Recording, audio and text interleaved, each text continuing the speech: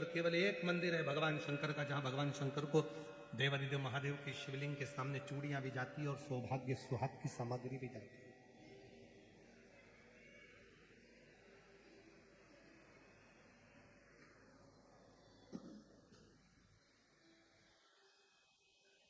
गर्भवती नारी के लिए वो मंदिर श्रेष्ठ माना।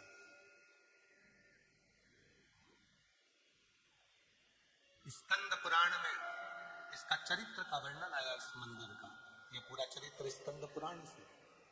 अब आप लोगों के गूगल पे आप भले सर्च कर कर देखोगे तो वो मंदिर मिल सकता है, पर हमारे स्कंद पुराण में तो स्पष्ट दक्षिण प्रदेश में कावेरी के तट का वर्णन है, और उस कावेरी के तट पर इस शिवलिंग का वर्णन है, जहां भगवान स्वयं मां आद्यशक्ति जगतजननी कर रही है। भगवान आद्यशक्ति मां जगतजननी कर रही है। इसके गर्भ की रक्षा कौन करेगा? शिव जी कहते हैं जब कोई गर्भवती नारी स्कंद पुराण कर रही है, शिव महापुराण कथा कर रही है, याद रखना कई लोग कहते हैं कि शंकर को गर्भवती नारी को जल नहीं चढ़ाना चाहिए, गर्भवती नारी को शिव जी के मंदिर नहीं जाना चाहिए, गर्भवती नारी को ये नहीं करना। ये जो मंदिर नहीं जाते हैं, जो तुम्हें मंदिर जाता हुआ देखकर जलने लगते हैं, वो तुम्हें मंदिर से दूर करना चाहते हैं। तुम पार्थिव पूजन करते हो तो पार्थिव पूजन से तुम्हें दूर करना चाहते हैं। तुम शिव जी पे चढ़ा जल पीते हो तो जल से दूर करना चाहते हैं। तुम शंकर पे चढ़ी बेलपत्र खाते हो तो उससे दूर करना चाहते हैं। ये दुनिया की रीति है कि जो शिव के करीब में आएगा उसको किसी न किसी भड़काकर, सोशल मीडिया के माध्यम से कुछ बोलकर, आड़ा टेढ़ा बोलकर आपको शंकर से कैसे दूर करें, वो चरित्र से उनको करना। किसी की मत सुनो, गीता प्रेस गोरखपुर की शिव पुराण लेकर आओ, स्कंद पुराण लेकर पढ़ो। सत्यावती का चरित्र कहता है कि मां आद्यशक्ति दुर्गा कह रही है, मां अम्बा कह रही है, जगत जननी जगदम्बा कह रही है, मां कह रही है। इसके गर्भ की रक्षा कौन करेगा? शिव जी कहते हैं जब गर्भवती नारी मेरे मंदिर में आकर मुझे जल चढ़ाती है तो उसकी गर्भ की रक्षा करने की जवाबदारी मेरी हो जाती है। मैं स्वयं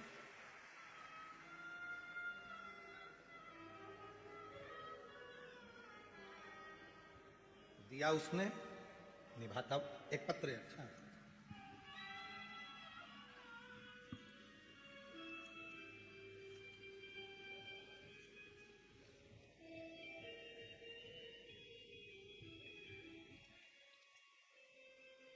मेरा नाम अंजलि मोहन परदेशी है, मेरे पति का नाम मोहन रामचंद्र परदेशी है।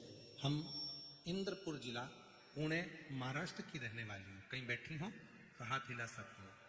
इंद्रपुर जिला पुणे की रहने वाली हूँ, कहीं बैठी हूँ तो हाथ हिला सकती हैं और एक बेलपत्र के लिए आ सकती है। मेरी बेटी मयूरी मोहन परदेशी जो डॉक्टर बनने के लिए नीट की तैयारी कर रही थी, 2022-23 परीक्षा दी पर उत्तीर्ण ना हुई, तब हिम्मत हार गई। तब आपकी कथा ने उसको हिम्मत दी और एक बेलपत्र पर शहद लगाकर शिव जी को अर्पण करो, उसी तरह किया। और आज बाबा की कृपा से 4 जून 2024 को जब उसका परिणाम आया तब बाबा ने कृपा कर कर अच्छे नंबर से उसको उत्तीर्ण कर दिया और आज मेरी बेटी नीट क्लियर कर कर MBBS की पढ़ाई कर रही है। गवर्नमेंट कॉलेज, मेरी बेटी महाराष्ट्र के भंडारा के गवर्नमेंट कॉलेज में MBBS की तैयारी कर रही है। कहीं बैठी हो बेटी तो आ सकती है। एक पत्र और बड़ा सुंदर है। मेरा नाम छाया दंतु काकड़े, मैं लातूर जिला लातूर से आई हूँ, आवासा की रहने वाली हूँ, तहसील गुरुदेव। मैंने पुणे की कथा पंडाल में बैठकर सुनी है, 5 कथा खड़े रहकर सुनी, क्योंकि मेरी बेटी के घर में बच्चा नहीं था। 6 साल हो गए थे, बेटी के घर में बच्चा नहीं था, तो मैं खड़े रहकर कथा को सुनी और बाबा की कृपा से बाबा की कावड़ यात्रा भी करी। और 2025 को मेरी बेटी के यहाँ जुड़वा बच्चों ने जन्म लिया। मैं बाबा को यहाँ प्रणाम करने के लिए आई हूँ। कहीं बैठी हो तो आ सकती हूँ। अगला पत्र है। मेरा नाम प्रीति सांगर सिंह रघुवंशी, हम सोलापुर से आए हैं। बाबा, मेरी शादी को 11 साल हो गए थे पर मुझे कोई संतान सुख नहीं था। हमने बहुत हॉस्पिटल इलाज किया, फिर कुछ फर्क नहीं हुआ। हम बहुत नाराज होते। तब एक दिन टीवी पर आस्था चैनल में शिव पुराण की कथा चल रही थी। उसमें सफेद आंकड़े की जड़ का उपाय बता रहे थे। हमने वो उपाय सुनकर मेरे पति शिव मंदिर जाकर सफेद आंकड़े की जड़ का उपाय किया और बाबा की ऐसी कृपा हुई। 16/4/2023 2023 को 11 साल के बाद पुत्र रत्न की प्राप्ति हुई। कहीं बैठे हो तो आ सकते हैं। अगला पत्र है, गुरुजी मैं सीता शमशेर गुप्ता शिरूर की रहने वाली हूँ। मैं सीता शमशेर गुप्ता शिरूर की रहने वाली हूँ गुरुजी। भोले बाबा का क्या वर्णन करूं, जितना करूं उतना कम है। गुरुदेव मेरी शादी को 22 साल हो गए थे, मेरी शादी को 22 साल हो गए थे और मैं बहुत इलाज भी करवाई, लेकिन मैं मां नहीं बन पाई। तब हमें एक पहचान वाली भाभी ने बोला कि तुम भोले बाबा के मंदिर जाया करो और एक लोटा जल चढ़ाया करो। वो बाबा का भक्त कथा करे तो कथा सुनो। हमने कथा सुनना प्रारंभ करा और एक पंडाल में बैठकर गर्भ पर मिट्टी लगाई, आंकड़े की जड़ का प्रयोग करा और 3 महीने भी नहीं हुए बाबा गुरुजी, और ऐसी कृपा बाबा की हो गई। 22 साल के बाद मेरे घर में संतान ने जन्म लिया। आज बाबा को धन्यवाद देती हूँ। 2024 में बाबा ने मुझे एक संतान दी और 2026 10 फरवरी को बाबा की कृपा से एक संतान और हुई। 22 साल के बाद मुझे बाबा ने औलाद दी है। मैं बाबा को यहाँ प्रणाम करने के लिए आई हूँ, बाबा को नमन करने के लिए। एक पत्र और है, जहां जिनके पत्र पढ़े जा रहे हैं वो आ सकते हैं। मेरा नाम नंदिनी जगन्नाथ जांजेवार। मेरा नाम नंदिनी जगन्नाथ जांजेवार, तालुका पढ़ के बता दे रहा है, तालुका धर्माबाद, जिला नांदेड़, तालुका एलईडी पे चल रहा है ना, नाम पढ़ लीजिए, इसको क्लोज करो। नाम धर्माबाद, जिला नांदेड़, गांव समराला की निवासी हूँ। गुरुदेव मेरी शादी को 10 साल हो चुके थे और संतान प्राप्ति नहीं हुई। बहुत बड़े बड़े डॉक्टरों के पास इलाज कराया लेकिन सुख न आया। तब खड़े रहकर बाबा के पंडाल में कथा का रसतत्व ग्रहण करा, टीवी पर भी कथा सुनी और बाबा की कृपा से 10 साल के बाद मेरे घर में औलाद का सुख हुआ। ये शिव और भगवान ओघड़दान, शंभो, त्रिकालदर्शी, कैलाशी, अविनाशी, जिनके पत्र पड़े हैं वो आ सकते हैं।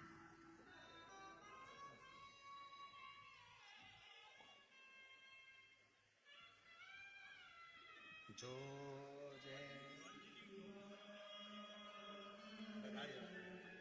आपकी बेटी नीट क्लियर करी है, एमबीबीएस की पढ़ाई कर रही है, डॉक्टर बन रही है, एक बार जोरदार ताली बजाओ माता पिता के लिए।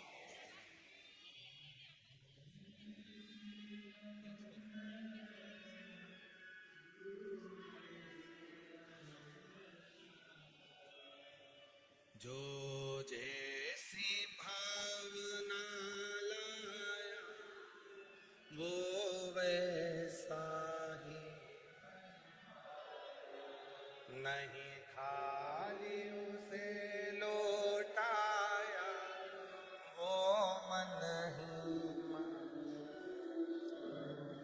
और कर दिया मान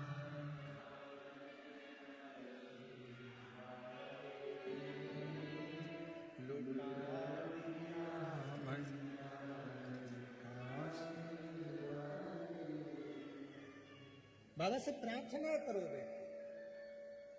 ये मौका लगा है शिरूर में, धारीवाल परिवार ने ये पवित्र कथा का दिव्य आयोजन करा है। बाबा को अपने मन का भाव कहो, बाबा से अपने मन की बात कहो। 2 कथा और है महाराष्ट्र में, एक भुसावल में है 10 से 16 मार्च दोपहर में 2 बजे से 5 बजे तक, और एक 30 मार्च से 5 अप्रैल आरणी यवतमाल महाराष्ट्र में कथा। यहां विनती कर कर जाना, खाली मत छोड़ना। अगले पंडाल में मेरा भी पत्र होना चाहिए, ऐसी कृपा कर कर भेजना, ऐसी कृपा कर उससे निवेदन कर कर जा।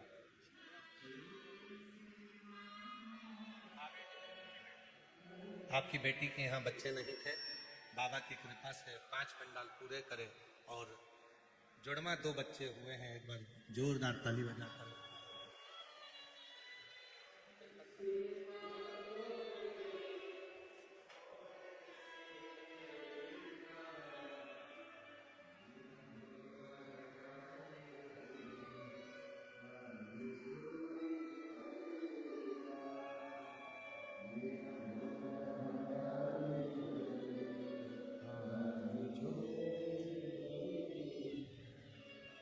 पार्वती ने, भगवान शिव से पार्वती जी करे, इसकी रक्षा कौन करेगा? शिव कहते हैं जो गर्भवती नारी, गर्भावस्था में भी अगर शंकर के मंदिर में यदि कोई जल चढ़ा देता है तो उसके गर्भ की, जन्म देने वाली नारी और उसके बच्चे की रक्षा का भार मेरे ऊपर है। उसकी रक्षा में उसका भार मेरे ऊपर आ जाता है। उसकी रक्षा करना मेरी जवाबदारी हो जाती है। मां घर में नहीं है, पति बाहर गया, सत्यावती को प्रसव पीड़ा होने लगी, चिल्लाने लगी, मां मां मां मां, आवाज लगाने लगी। मां थी नहीं, भोजन व्यवस्था करने गई।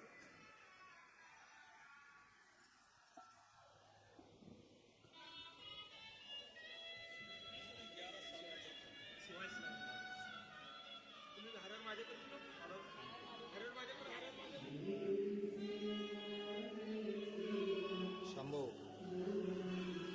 शंभो हाँ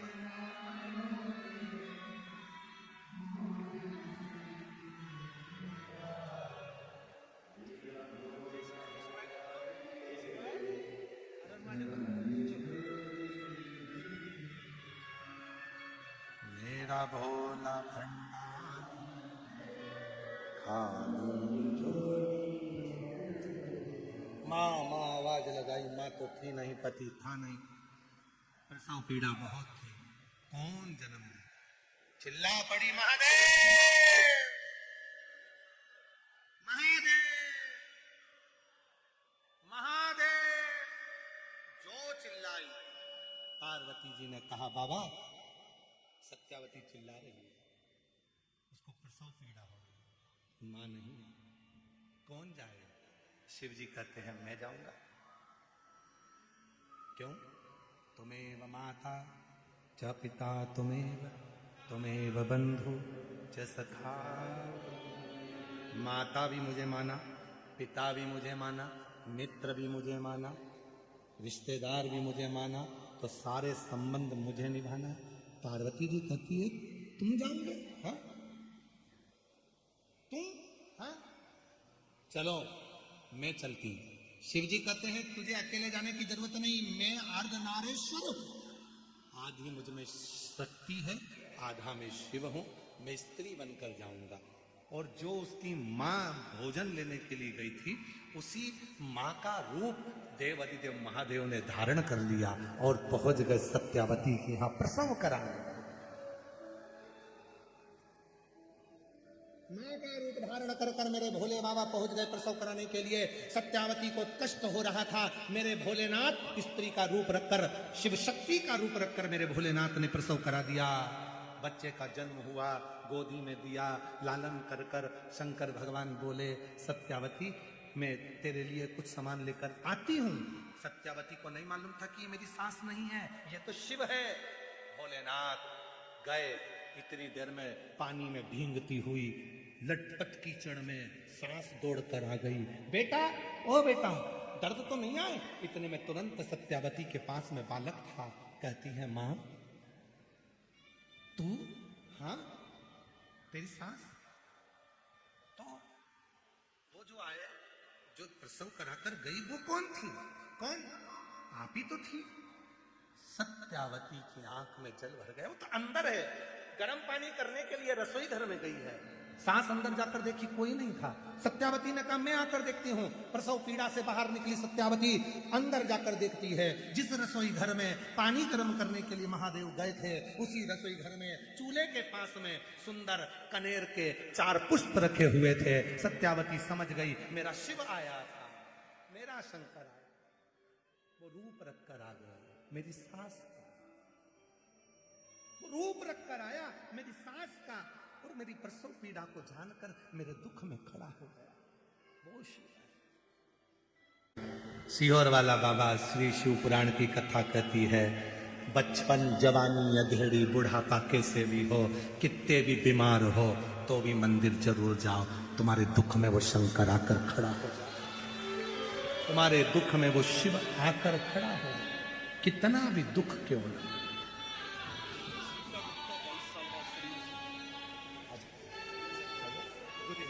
प्रणाम करो। अच्छा प्रणाम। 22 साल के बाद हुआ है, एक बार जोरदार ताली बजाओ बाबा की।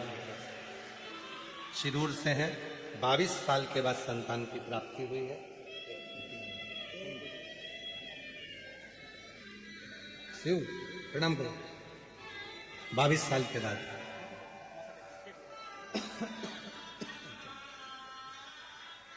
उसको कहो अपने दिल की। कोई तुमसे कहे कि पार्थिव शिवलिंग रोज नहीं बनाना चाहिए, वो जैसे ही बोले उससे बात करना बंद कर दो, देखना बंद कर दो, उसकी सुनना बंद कर दो। शंकर भगवान के रोज एक शिवलिंग का निर्माण भगवान राम भी करते थे। भगवान श्री राम प्रतिदिन पार्थिव लिंग का निर्माण करते। भगवान कृष्ण प्रतिदिन पार्थिव लिंग का निर्माण करते थे। भगवान कृष्ण पार्थिव लिंग का निर्माण करते थे।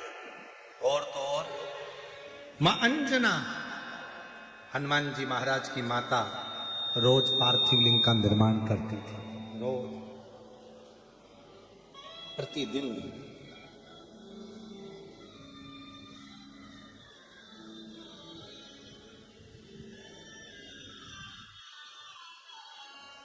प्रसव पीड़ा शिव पहुंच भगवान से।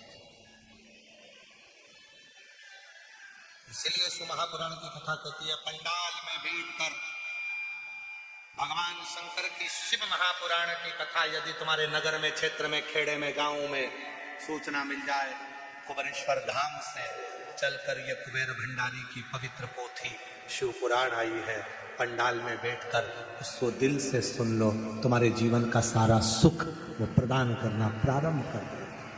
सर्व सुख है, क्या नहीं, एकत्र है, अच्छा है।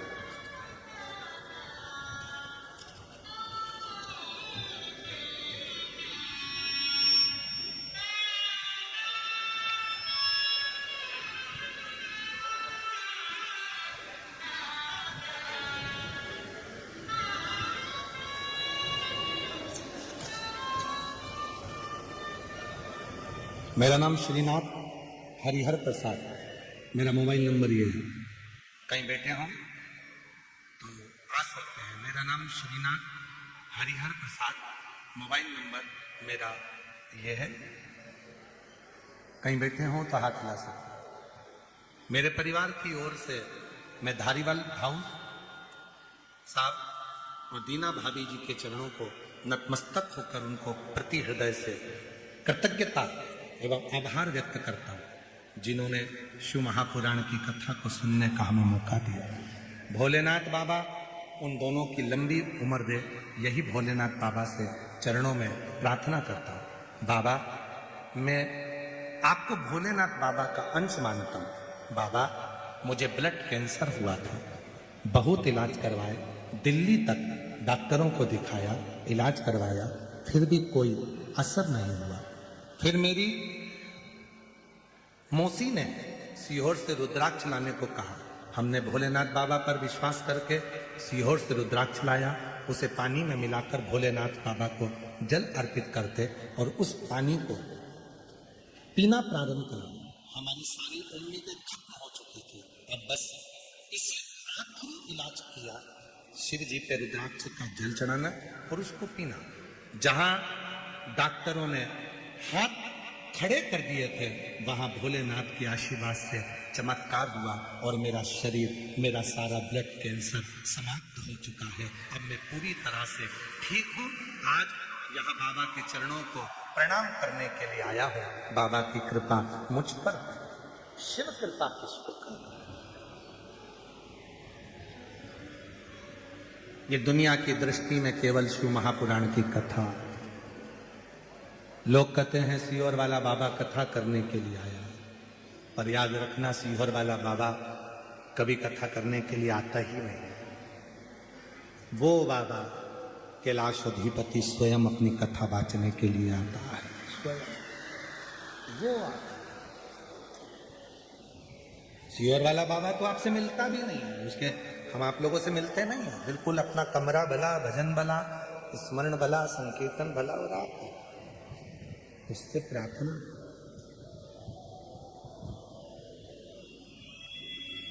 और उतना ही होना चाहिए, कोई सच्चा गुरु शिव का कोई भक्त मिल जाए, उससे मिलने की भले आस ना हो, पर उससे एक निवेदन जरूर करना कि एक बार बाबा हमको देख लो। और शिव भक्त एक बार बस निगाह उठाकर देख भी ले तो समझ लेना कि जिंदगी के सारे संकट अपने आप खत्म होना प्रारंभ। एक बार देख शिव शिव। और मेरे भोले तेरा सहारा है, मेरे भोले तेरा सहारा है, मेरी नैया का तू मेरी नैया का, मेरे बाबा तुझे पुकारा है, मेरे बाबा तुझे पुकारा है, मेरी नैया का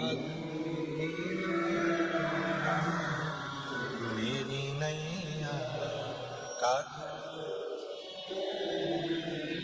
वो शिव है, शंकर है, ओ घड़ी है, वो काल अधिपति महा काल है, देता है, थोड़ा देरी कर सकता है, पर झोली खुशियों से भरता जरूर है, जरूर।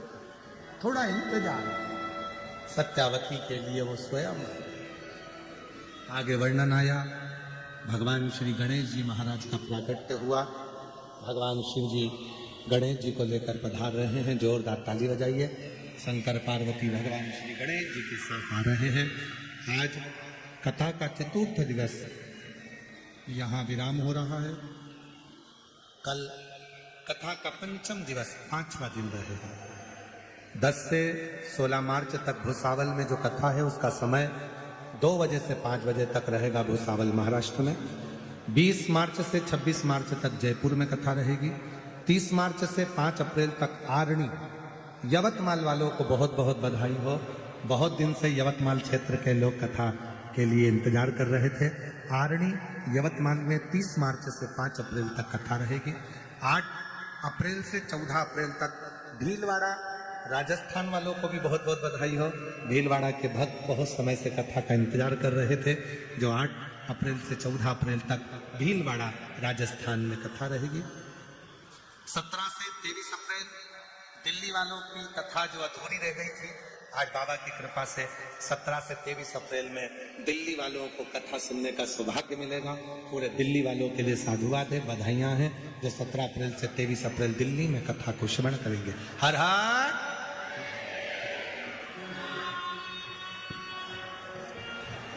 जय जय श्री राधे। सभी भक्तों को हर हर महादेव, सदा जय श्री कृष्ण, श्री शिवाय नमः।